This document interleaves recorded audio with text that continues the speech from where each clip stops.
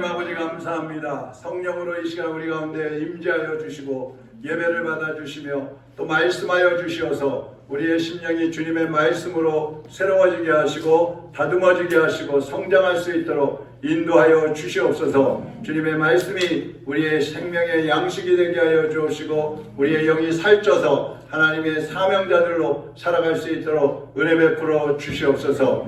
예수님의 이름으로 기도하옵나이다. 아멘. 하나님 말씀 요한복음 8장 1절에서 11절의 말씀입니다.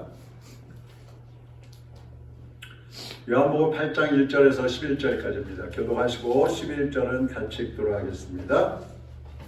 예수는 감람산으로 가시니라. 아침에 다시 성전으로 들어오시니 백성이 다 나온지라 앉으사 그들을 가르치시더니 서기관들과 바리새인들이 음행 중에 잡힌 여자를 끌고 와서 가운데 세우고 예수께 말하되 선생이여 이 여자가 가늠하다가 현장에서 잡혔나이다. 모세는 율법에 이러한 여자를 돌로 치라 명하였거니와 선생은 어떻게 말하겠나이까? 그들이 이렇게 말하면 고발할 조건을 얻고자 하여 예수를 시험함이로라. 예수께서 몸을 굽히사 손가락으로 땅에 쓰시니 그들이 묻기를 맞이 아니하는지라. 이에 일어나 이르시되 너희 중에 죄 없는 자가 먼저 돌로 치라 하시고 다시 몸을 굽혀 손가락으로 땅에 쓰시니 그들이 이 말씀을 듣고 양심의 가책을 느껴 어른으로 시작하여 젊은이까지 하나씩 나아가고 오직 예수와 그 가운데 섰는 여자만 남았더라. 예수께서 일어나사 여자 외에 아무도 없는 것을 보시고 이르시되 여자여 너를 고발하던 그들이 어디 있느냐? 너를 정죄한 자가 없느냐? 대답하되 주여 없나이다. 예수께서 이르시되 나도 너를 정죄하지 아니하노니 가서 다시는 죄를 범하지 말라 하시니라. 아멘. 오늘은 죄 없는 자가 돌로 치라, 그런 제목입니다. 여러분이 잘 아는 말씀이신데 가늠하다가 현장에서 붙잡힌 여인이 끌려왔습니다. 어떻게 가늠하다가 붙잡혔는지 모르겠지만 현장에서 붙잡혀가지고 예수님 앞에 끌려왔어요. 사실은 예수님 앞에 끌고 올 문제가 아니죠. 왜냐하면 예수님은 사람을 재판하는 그런 분이 아니시기 때문에 그래요. 그런데 바리새인과 서기관들, 유대 종교 지도자들은 예수님께 끌고 왔습니다. 그리고 이 사람을 어떻게 하면 좋겠습니까? 예수님 앞에 붙는 거예요. 그때 예수님께서 너희 가운데 죄 없는 자가 먼저 이 여자를 돌로 때려 죽여라. 그랬더니 사람들이 서슬이 시퍼래 갖고 왔었는데 하나씩 들고 왔던 돌을 던져놓고 다 떠나가 버렸다 그랬어요. 여러분, 만약에 여러분 같으면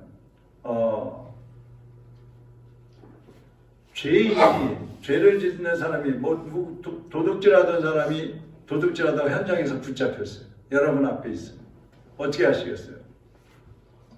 경찰서에 넘기실래요? 용서하실래요? 어떻게 하시겠어요? 네? 경찰서에 넘겨요. 네. 가늠하다 현장에서 붙잡힌 여자는 어떻게 하실 거예요?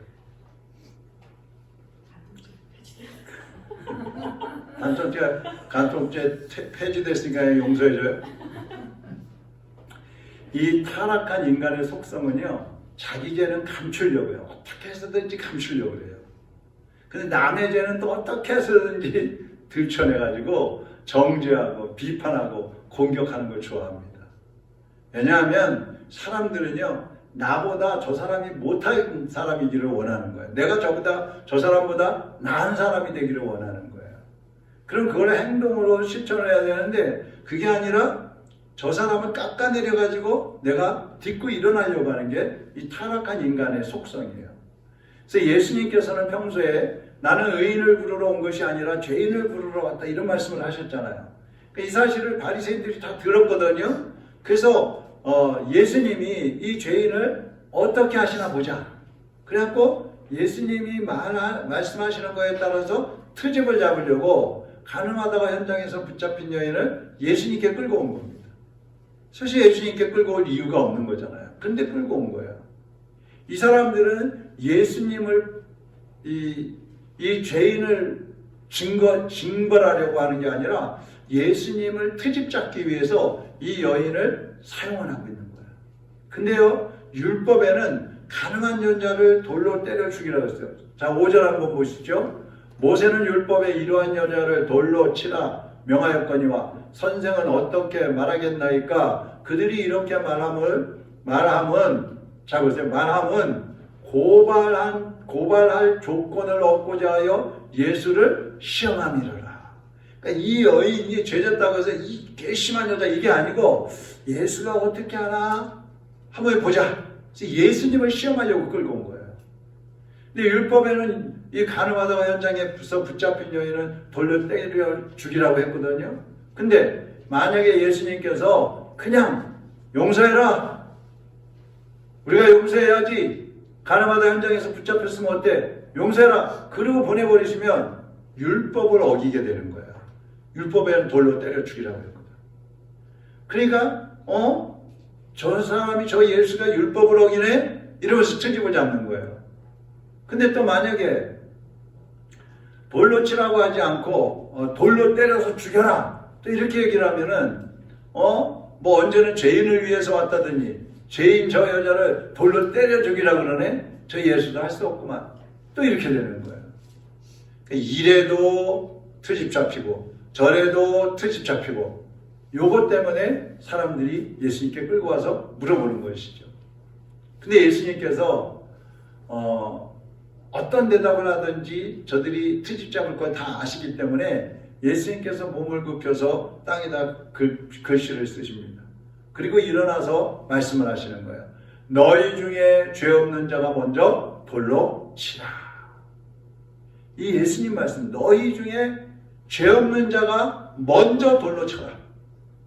이 말씀은 바리새인과 이 서기관들의 질문에 대해서 대답하신 게 아니죠. 어떻게 할까요? 거기에 대한 대답이 아니에요. 그냥 돌 들고 때려 죽이겠다고 그리고 예수님을 시험하겠다고 하는 그 사람들에게 예수님이 도전을 하는 거예요. 너희가 이 여인보다 율법을 어기지 않았느냐? 너희가 이 여인보다 더 낫다고 생각하면 그런 사람이 있으면 이 여인을 돌로 때려 죽여봐 한번. 이렇게 얘기하는 거예요. 너희는 율법에 대해서 완전하냐? 너희는 현장에서 가늠하다 붙잡히지는 않았지만 너희는 생활 속에서 율법을 어기지 않느냐? 혹시 그런 사람이 있으면 먼저 돌로 때려 죽여봐. 이렇게 얘기하는 거예요. 이 말씀 속에서 우리가 몇 가지 생각할 수가 있는데요. 첫째는 돌로 치라고 하신 말씀은 그 여인은 분명히 돌에 맞아 죽어야 마땅한 사람이라는 거예요. 그것도 예수님도 그것을 인정을 하시는 거예요. 그러니까 너희 중에 죄 없는 자가 먼저 때려. 때려야 될 사람이라 이거예요. 그렇지만 예수님은 돌로 치셔야 안 치셔요? 예수님은 치지 않겠다는 거예요. 두 번째는 아무리 바리새인이라 하더라도 양심상 자기들도 죄가 있다는 것을 이 사람은 알고 있는 거예요. 이 사람들이 알고 있는 거예요. 우리는 죄 없어 이렇게 장담할 수 있는 사람들이 없다는 것을 예수님은 알고 계시는 거예요. 그러니까 유대인들도요. 양심상으로는 자기들이 죄인이라는 것을 알아요. 그런데 사람들에게 보이기 위해서 사람들에게 트집 잡히지 않고 약하다는 모습을 보이지 않기 위해서 겉으로는 죄짓지 않은 것처럼 의인인 것처럼 그렇게 행동을 하는 거예요. 그래서 외식한다 그러는 거잖아요. 그 다음에 세 번째는 율법에서는 율법 중에 어느 한 가지라도 어기면 죄라고 했어요.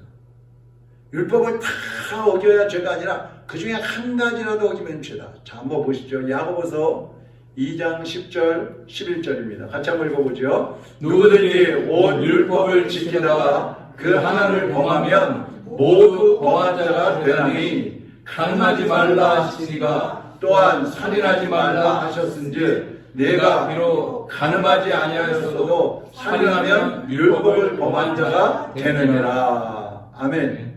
그러니까 온 율법을 지키다가 그 하나를 범하면 모두 범한 자가 된다고 그랬어요.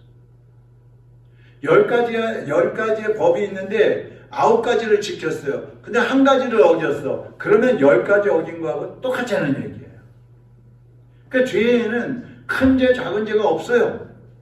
모든 죄는 다 똑같은 죄예요. 바늘을 훔쳤든지 소를 훔쳤든지 100원을 훔쳤든지 1억 원을 훔쳤든지 다 똑같은 죄예요. 똑같은 죄. 세상에서는 죄를 구별을 하죠. 큰 죄, 작은 죄. 그래서 거기에 따라서 뭐 어떤 사람은 징역 50년, 어떤 사람은 징역 3년, 어떤 사람은 집행유예 막 이러잖아요. 그런데 하나님이 보실 때는 다 똑같은 죄예요. 죄 없는 사람이 있어요, 없어요? 있어요, 없어요? 없어요. 그러니까 모든 사람이 다 똑같은 죄인인 거예요. 목사니까 뭐 죄가 조금 덜하고 집사는 좀 많고 평신도는 더 많고 권사님은 그 중간이고 그거 아니라 이거예요. 모두가 다 똑같다 이 말이에요. 그 예수님의 말씀을 들은 사람들은 젊은이들로부터 노인들까지 돌 들고 서 있던 그 사람들이 하나씩 하나씩 슬그머니 돌을 놓고 그 자리를 떠나버렸어요. 그리고 그 자리에는 예수님과 그 여인, 가늠하다가 현장에서 붙잡힌 그 여인 두 사람만 남게 되었다고 그랬습니다. 그때 예수님이 뭐라 그러셔요? 나도 너를 정죄하지 아니하노라. 오늘 11절 보세요. 뒷부분에 예수께서 이르시되 나도 너를 정죄하지 아니하노니. 그러니까 예수님은 이 여인이 여러분 가늠하다 현장에서 붙잡혀가지고 예수님 앞에 끌려오는 동안에 이 여인이 무슨 생각을 했겠어요? 분명히 율법에 돌로 때려 죽이라는 거 이 여인도 알고 있는 거예요. 그러니까 자기가 죄지었다는 거 아는 거예요. 그러니까 이 여인이 예수님께 끌려오면서 예수님 앞에 있으면서도 죄를 뉘우치는 겁니다. 그러니까 예수님은 그 여인이 죄를 뉘우치고 회개하고 있는 것을 아시기 때문에 용서를 하시는 거예요. 우리가 죄를 용서받기 위해서는 자신이 죄인이라는 것을 시인을 해야 돼요. 먼저 시인을 해야 돼요. 난 죄인입니다. 확실한 죄인입니다. 그리고 회개해야 되는 거예요.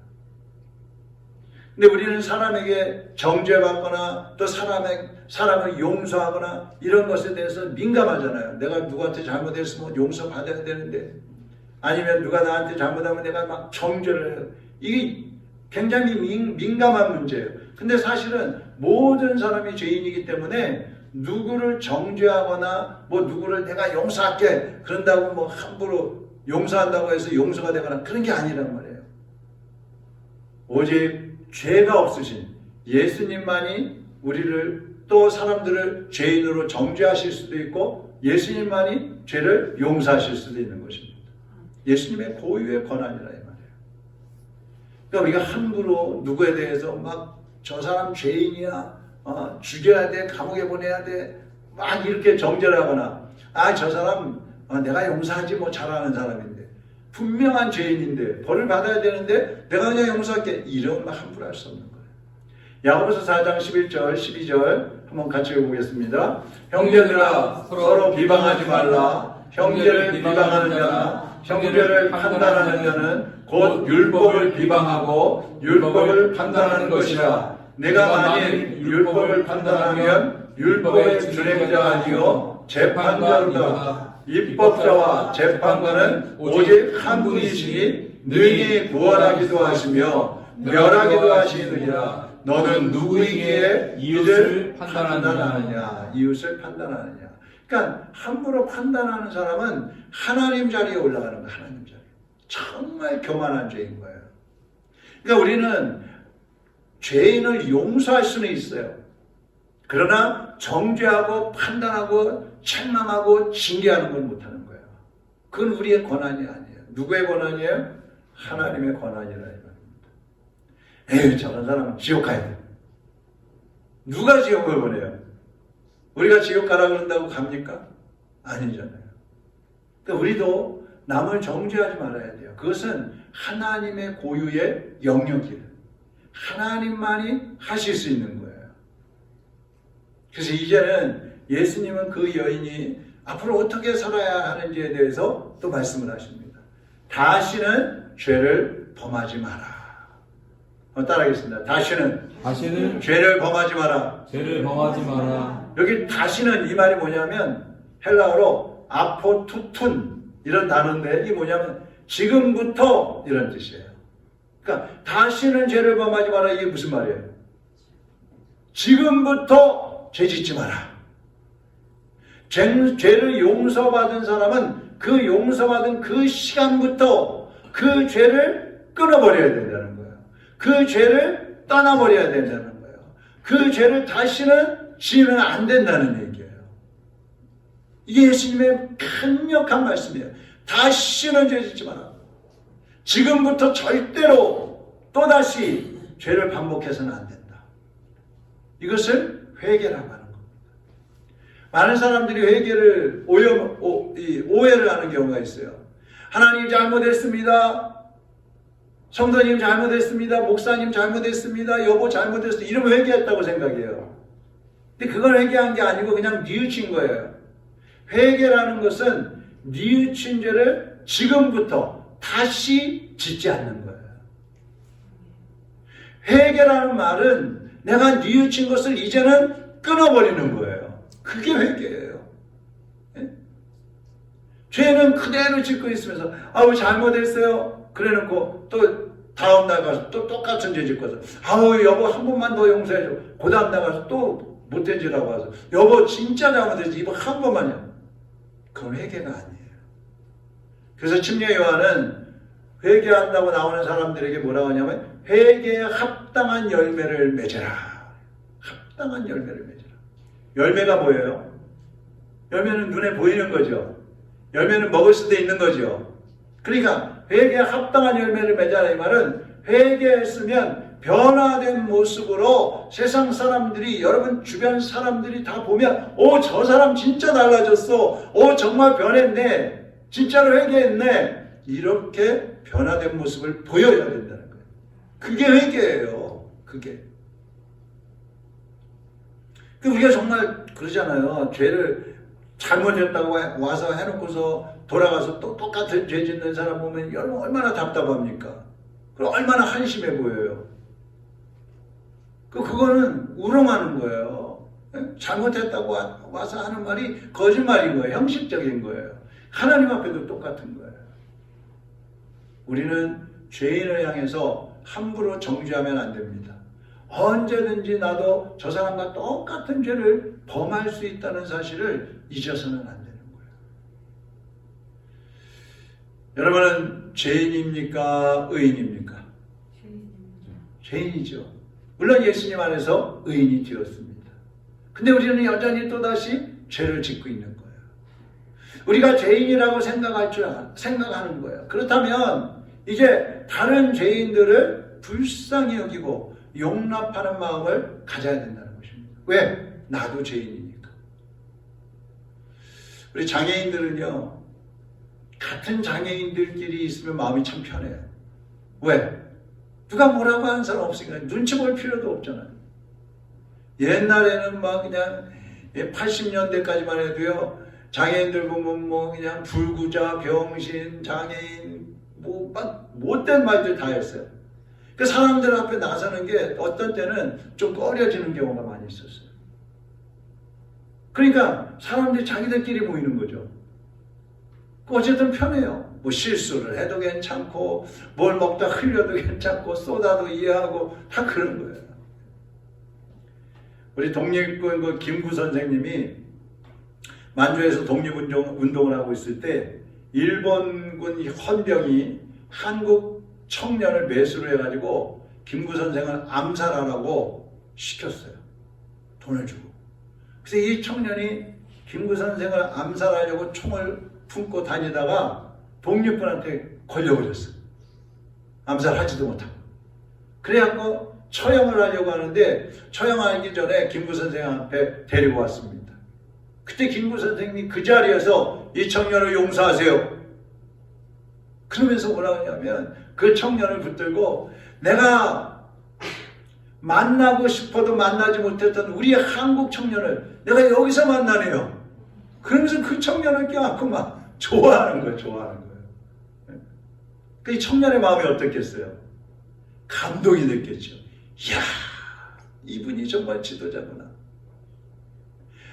자기를 죽이려고 했던 그 나 같은 이 정말 자랑 무도한 이 죄인을 용서해 주는 거예요. 그걸 보면서 감동을 해가지고 그때부터 독립군에 입단을 해가지고 죽을 때까지 충성을 했다는 거예요.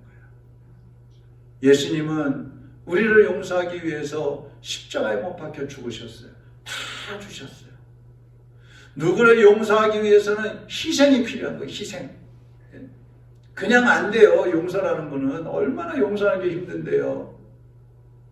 희생이 필요한 거예요. 누군가를 용서하려면 자기를 희생할 수 있어야지 용서할 수 있는 거예요. 그러니까 그렇게 하려면 고통이 따르잖아요. 고통. 그렇지만 또 용서하는 것이 주님의 뜻이에요. 그래서 용서를 할 수밖에 없는 거예요. 용서를 해야만 하나님이 기뻐하시니까 용서를 할 수밖에 없는 거예요. 그게 하나님을 기쁘시게 하는 거니까. 마태복음 6장 14절 15절을 같이 한번 읽어보겠습니다. 너희가 사람의 잘못을 용서하면 너희 하늘 아버지께서도 너희 잘못을 용서하시려니와 너희가 사람의 잘못을 용서하지 아니하면 너희 아버지께서도 너희 잘못을 용서하지 아니하시리라. 아멘. 사람의 잘못을 용서하면 나도 하나님께 용서받을 수 있어요. 그러나 내가 저 사람 절대로 용서할 수 없다 그러면 하나님 앞에서 우리도 용서받을 수 없다는 얘기예요. 사랑하는 여러분, 정말 우리의 마음속에 어떤 사람이 미흡고 용서가 안 되는 사람이 있을 수 있어요. 우리는 거룩한 하나님의 자녀들임에도 불구하고 목사고 권사고 집사고 사모고 그런 성도들임에도 불구하고 용서가 안 되는 사람이 있을 수 있어요. 그런 사람들을 이제 용서하는 마음을 가지시기를 바랍니다. 그래서 용서하는 사람이나 용서받는 사람이나 모두가 변화되어서 하나님의 일꾼들로 쓰임받게 되기를 주님의 이름으로 축원합니다. 우리 찬양 한 곡 하겠습니다. 내가 먼저 손 내밀지 내가 먼저 용서하지 못하고 내가 먼저 용서하지 내가 먼저 못하고 웃음 주지 못하고 내가 먼저 웃음 주지 머뭇거리고 못하고 이렇게 머뭇거리고 있네. 그가 먼저 손 내밀기 원했고 그가 먼저 용서하기 원했고 그가 먼저 용서하길 원했고 그가 먼저 웃음 주기 원했네. 그가 먼저 웃음 주길 원했네. 나는 어찌된 사람인가?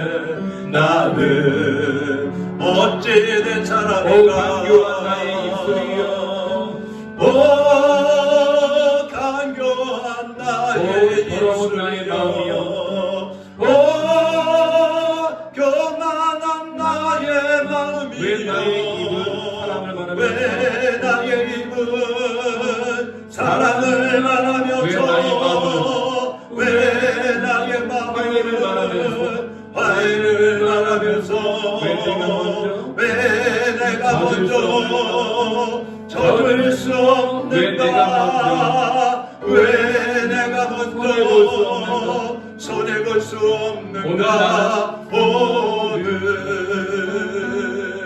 나는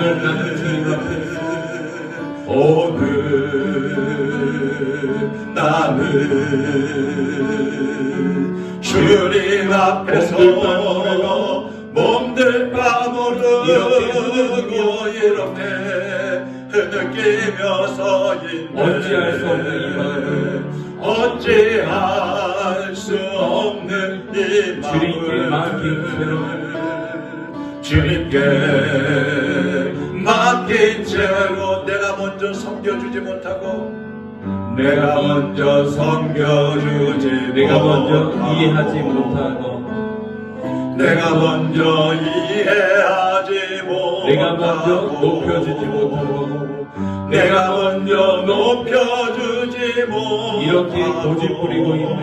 이렇게 고집 부리고 있네. 그가 먼저 섬겨주길 원했고 그가 먼저 섬겨주길 그가 먼저 원했고 이해하기 원했고 그가 먼저 이해하길 원했고 그가 먼저 높여주기 원했네.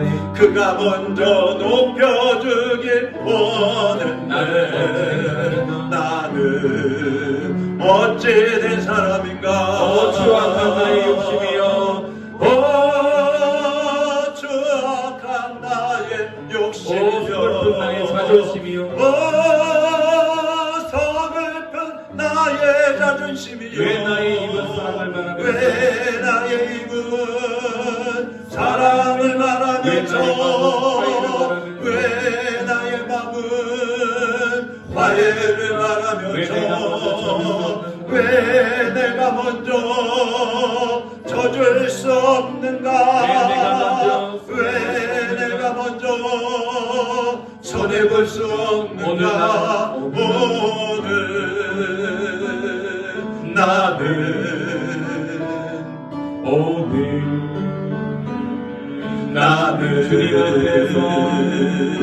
주님 앞에서 몸들 바 모르고 이렇게 느끼며